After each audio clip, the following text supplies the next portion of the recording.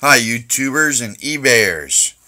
This is for the Colt M4 Carbine 22 long rifle loader. It also has a little attachment at the bottom there so you can disassemble your magazine and field strip it. Now, I made this especially for a customer, so thanks Ken for the loan of your magazine. Your loader will be on the way shortly. So basically all you do is you make sure that the front of the magazine is at the front of the loader. Slide down and start loading your ammo. I only have 10 rounds out, and this is a 20 round magazine, but it does go all the way clear to the bottom. Oh, there goes one. There goes two.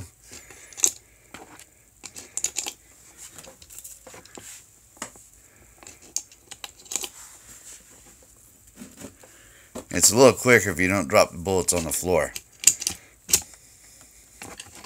Slide it off, and there you go.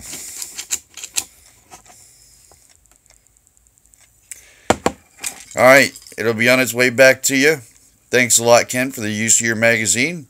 It won't come with the bullets, though. Thanks. Talk to you later. Bye.